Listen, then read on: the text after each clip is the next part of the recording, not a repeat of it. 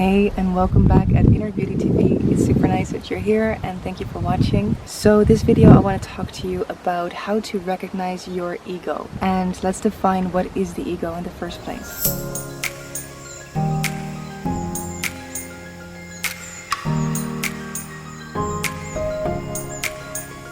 So the ego is the part of you that thinks it's this physical body, that thinks it is this physical limited thing, and you can divide the ego in 4 archetypes that are found by Carl Jung. So how to recognize the ego in yourself?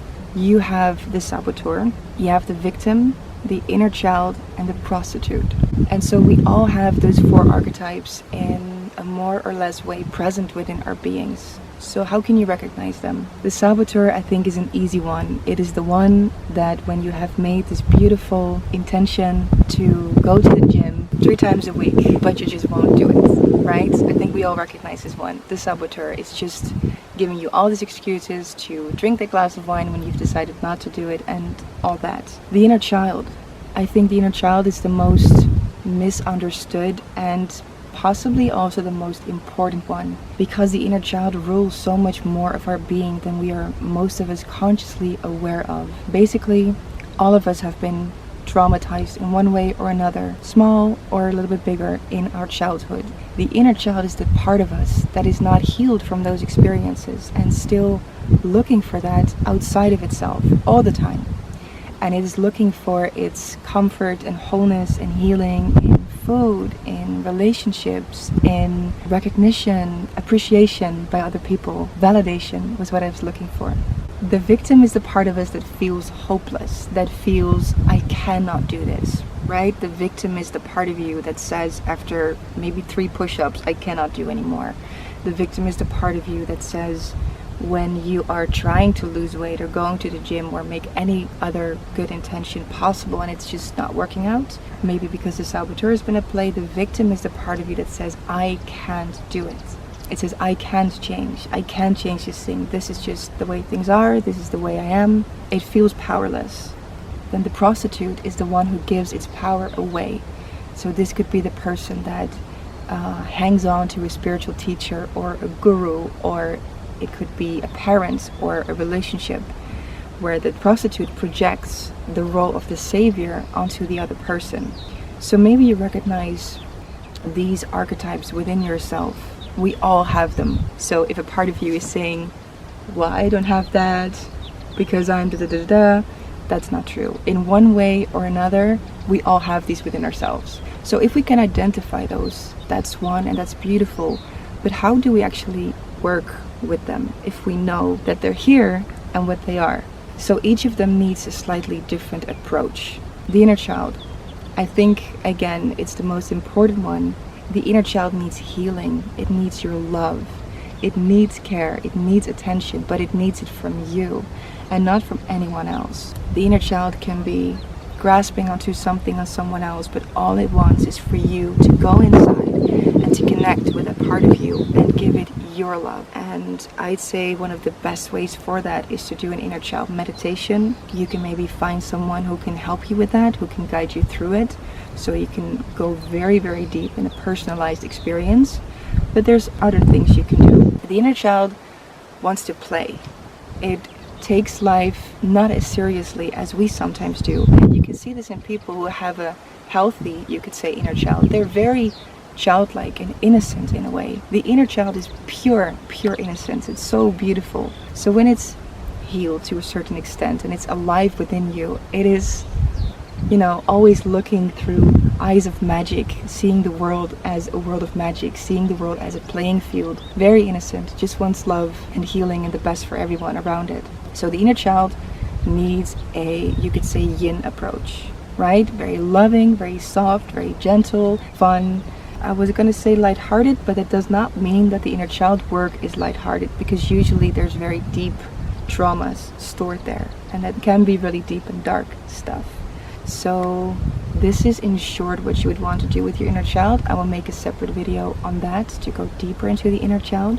The victim And the prostitute and the saboteur, however, they need a much more yang approach, a much more fierceful warrior inside of you that takes a stand for something and that makes a choice. And to do that, you must get in touch with that inner warrior that you have within you. And we all have that. So what are ways to spark that flame, if you will, or spark that fire of that warrior? Stories are a really good way. And this is why, for example, when you go to a movie, the biggest movies of all time, Avatar, The Matrix, any movie that you like, it's about a hero. It's about a hero's journey. So why do we like those movies so much? Because we resonate with that hero part within ourselves. We feel we can identify with the protagonist, and it makes us feel so good because that warrior part of ourselves is a little bit sparked, is a little bit fired up. So stories are a beautiful way to spark that. Visualization is another beautiful way. Visualizing yourself in your power is so powerful. Visualizing yourself on top of a mountain, breathing, being very strong. Visualizing yourself walking over fire. Any kind of visualization that makes you feel empowered is what you need to be strong enough to deal with the victim, the prostitute, and those kind of archetypes. So I guess you could say that going on the spiritual path and becoming more of who you truly are requires a combination of deep, deep love, letting go of all the layers and the masks and the shells that we have built around us, a very soft, loving approach, and at the same time connecting with the warrior within and a very yang approach, and feel this empowerment within ourselves, because we are such powerful beings. We are really powerful beyond measure. We have just forgotten about it. We grew up in a society that told us we are not powerful, that told us we need things from outside of us to complete ourselves from within. This is what society thrives on this belief, on the belief of separation, on the belief that you are a disempowered, meaningless, hopeless thing that needs to find everything it needs outside of themselves in, again, relationships, status, money, good looks, you name it. These are all the things that the ego thrives on, that it needs, but it will only be temporarily satisfied. And this is why desire will never stop. This is why people that are the wealthiest they can be, they're not happy because of their wealth.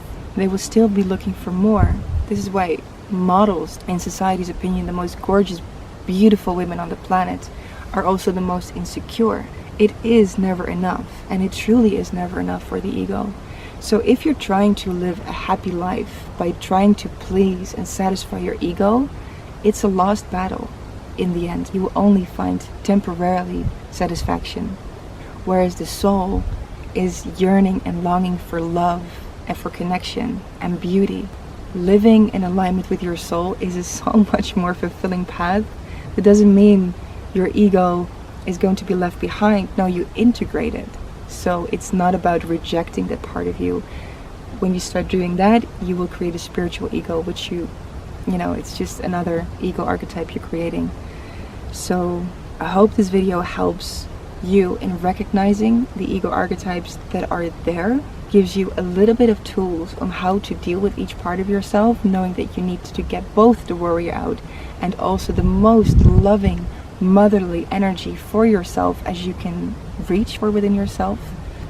And to never judge the ego, to never judge it, because there's nothing wrong with the ego. Okay, you can say many things about that, but don't judge it. This is my video for today. Thank you so much for watching, and let me know if you have any questions about this or about any of this or anything else that I can make a video about. I'm more than happy to do so. If you haven't subscribed to the channel, you can do that. Yeah, I just wish you a beautiful, magical filled day. I hope you spend lots of time in nature and be with beautiful people around you, and that you just have a magical life. And then we have the saboteur, the victim, the prostitute, the victim. Which one did I just say? Victim or